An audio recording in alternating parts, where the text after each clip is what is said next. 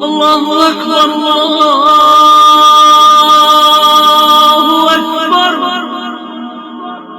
السلام علیکم ناظرین، میں ہوں آپ کا ہوسٹ انجینئر فیصل اور آپ دیکھ رہے ہیں ایم جی ٹی وی سعودیہ۔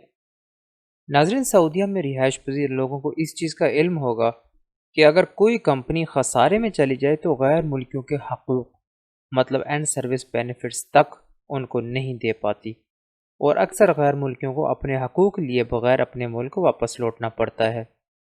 تو اسی چیز کو ختم کرنے کے لیے سعودی حکومت نے ایک نئی اسکیم کی منظوری دے دی ہے، جس سے غیر ملکی کے حقوق اس اسکیم کے تحت ملیں گے اور اس اسکیم کے اخراجات حکومت خود اٹھائے گی۔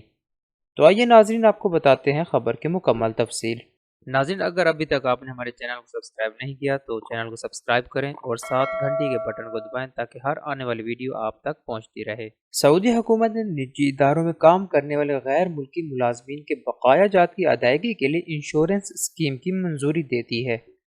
وزیر افرادی قوت و سماجی بہبود انجینئر احمد الراجحی نے بتایا ہے کہ شاہ سلمان نے نجی اداروں کے غیر ملکی ملازمین کے حقوق و بقایا جات کے لیے انشورنس اسکیم کی منظوری دے دی ہے۔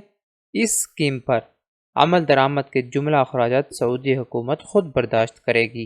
سعودی سبق ویب سائٹ کے مطابق الراجحی نے اس اسکیم کی منظوری پر شاہ سلمان اور ولی عہد کا شکریہ ادا کرتے ہوئے کہا ہے کہ اس اسکیم کی بدولت نجی اداروں میں غیر ملکی ملازمین کے معطل حقوق اور بقایا جات کا مسئلہ ٹھوس بنیاد پر حل ہو جائے گا۔ الراجحی نے یہ بھی بتایا کہ اس اسکیم کی بدولت سعودی عرب کے نجی اداروں میں غیر ملکی ملازمین کے حقوق کو تحفظ بھی حاصل ہوگا۔ اگر خدا نہ خواستہ کسی غیر ملکی ملازم کے حقوق اور بقایا جات کو خطرہ لاحق ہوا تو اس انشورنس اسکیم کے باعث اول تو خطرات کا خاتمہ ہو جائے گا، یا کم از کم خطرات کا دائرہ بے حد محدود ہو جائے گا۔ انہوں نے بتایا کہ سعودی قیادت کی خواہش تھی اور ہے کہ نجی ادارے ملک کو قوم کی صلاح و فلاح اور تعمیر و ترقی میں کلیدی کردار ادا کریں اور درپیش مسائل سے نجات حاصل کریں۔ وزیر افرادی قوت کا کہنا تھا کہ سعودی کابینہ نے انشورنس اسکیم کی منظوری کے ساتھ ایک کمیٹی بھی تشکیل دی ہے جو وزارت افرادی قوت و سماجی بہبود، وزارت خزانہ اور سعودی عربین مانیٹری اتھارٹی ساما کے نمائندوں پر مشتمل ہوگی۔ کمیٹی نجی اداروں میں ان غیر ملکی ملازمین کے زمروں کا تعین کرے گی جن پر مبینہ انشورنس اسکیم لاگو ہوگی۔ کمیٹی انشورنس اسکیم پر عمل درآمد کے قاعدے، ضابطے اور طریقہ کار ترتیب دے گی اور انشورنس پالیسی کی فیس متعین کرے گی۔